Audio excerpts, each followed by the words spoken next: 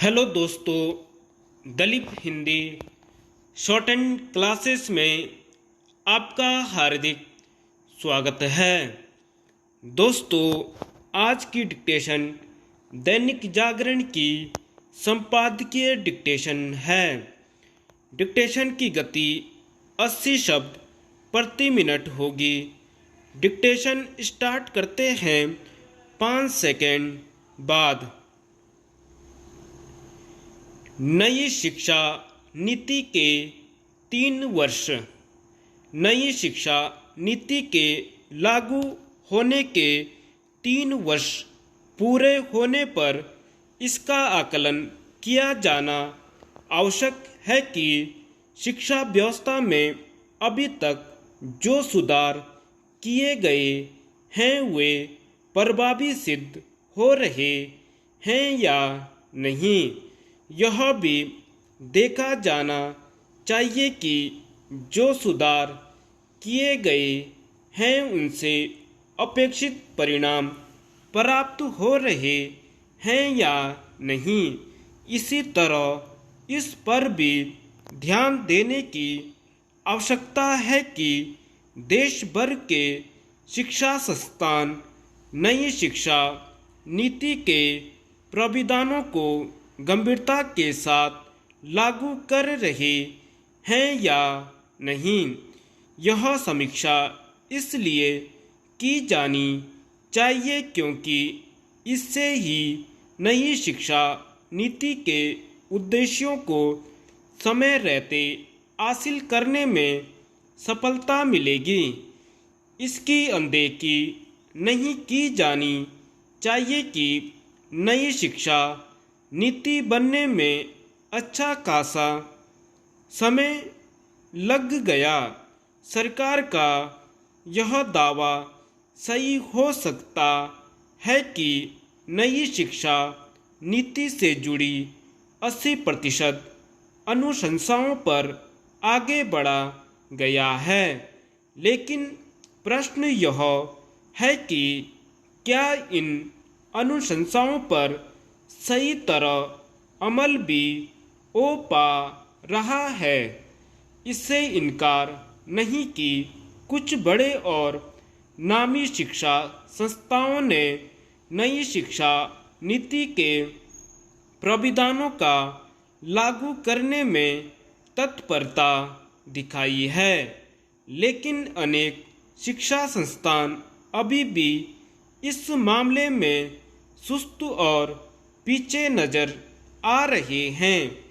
कुछ राज्य सरकारें भी नई शिक्षा नीति पर अमल के मामले में उतनी सजग नहीं जितना उन्हें होना चाहिए।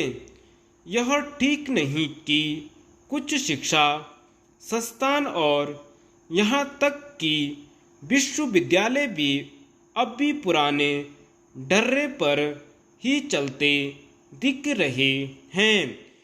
वे ऐसी डिग्रियां बांटने में लगे हुए हैं जिनकी उपयोगिता प्रश्नों के घेरे में है। चूंकि तकनीक के इस दौर में दुनिया तेजी से बदल रही है, इसलिए शिक्षा व्यवस्था में सुधार की प्रक्रिया को भी तेज किया जाना चाहिए। नई शिक्षा नीति का एक बड़ा उद्देश्य छात्रों के व्यक्तित्व को संवारना और उन्हें भविष्य की चुनौतियों का सामना करने में सक्षम बनाना है। छात्रों को इस कौशल से लैस किया जाना चाहिए जिनके बिना आज के इस तकनीकी युग में काम चलने वाला नहीं है। वास्तव में कौशल विकास की सर्वोच्च प्राथमिकता मिलनी चाहिए।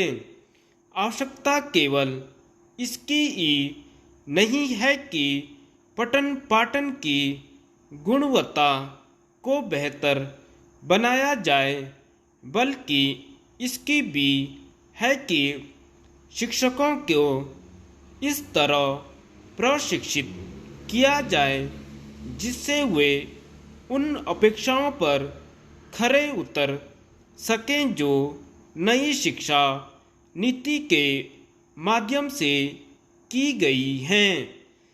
छात्रों की मानसिकता के साथ शिक्षकों के चिंतन में भी बदलाव आना समय की मांग है।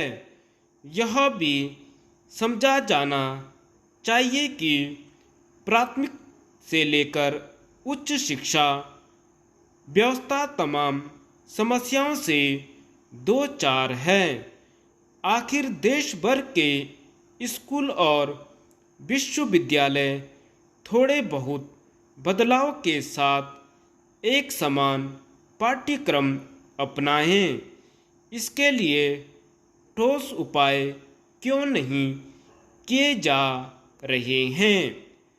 निसंदेह पाठ्यक्रम में बदलाव को भी प्राथमिकता दी जानी चाहिए, क्योंकि कायदे से तो अब तक यह काम हो जाना चाहिए था।